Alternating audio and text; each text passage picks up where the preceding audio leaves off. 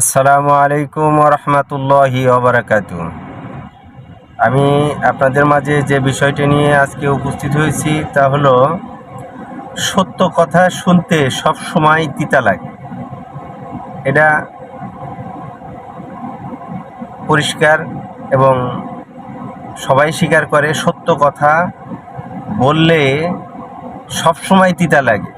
কিন্তু আমার একটি বোন অনেক দিন আগে সোশ্যাল মিডিয়ায় একটি ভিডিও পোস্ট করেছিল, যেখানে তিনি অকপটে সমস্ত সত্য কথাগুলো তুলে ধরে, যেটা আমার কাছে খুবই ভালো লাগছে। এবং এই কথাগুলো আমি মনে করি দেশের সকল মানুষেরই শোনা উচিত।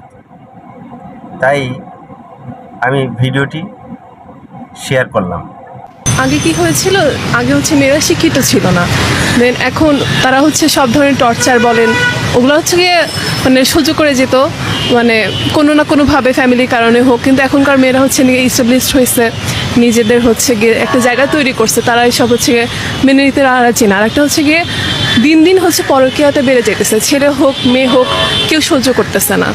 আজকাল এতটা নর্মাল হয়ে গেছে, ঘরে কোনো কিছু হইলে তারা ডিভোর্স দিয়ে দিতেছে। একটা ধর্মীয় যে পার্সপেক্টিভ আছে ওটা করতেছে না, কিন্তু ধর্মীয় পার্সপেক্টিভে চিন্তা করতো বা ওইভাবে চলাফেরা করতো, ডিভোর্সটা অনেক কমে আসতো। কিন্তু মডার্ন যুগ, মডার্ন সায়েন্স, পরকীয়াটা এত নর্মালি নিয়ে নিচ্ছে মানুষ, যা খুশি তাই হয়ে যাইতেছে। আর মেয়েরা আজকাল বেশি ডিভোর্স দিতেছে, কারণ তো বললাম যে তাদের একটা নতুন জায়গা ক্রিয়েট হয়েছে যে তারা লাইফ নিজে নিজে চালাই নিতে পারবে বা তাদের ওরকম অ্যাবিলিটি আছে, এই জন্য গিয়ে মেয়েরা এখন ডিভোর্স দিতেছে। ফ্যামিলি সবচেয়ে বড় কি বিশ্বাস, যে আপনি কোন মানুষের সাথে থাকতে পারতেছেন, আপনি থাকতে পারতেছেন কি না, এটা আপনার জেনে বুঝে তারপর গিয়ে বিয়েতে আগানো উচিত বা বিয়ে করা উচিত। আপনি যার সাথে মেন্টালি ম্যাচিং করতে পারতেছেন না, সেখানে ভালোবাসা, সংসার রানিং করার ব্যাপার তো আসতেছেই না। তো আর ধর্মীয় যে শিক্ষাটা দিন দিন আমি বলেন আপনি বলেন যে বলেন সব কমে আসতেছে। তো এজন্য মনে হইতেছে যে এভাবেই গিয়ে কন্ট্রোল করা।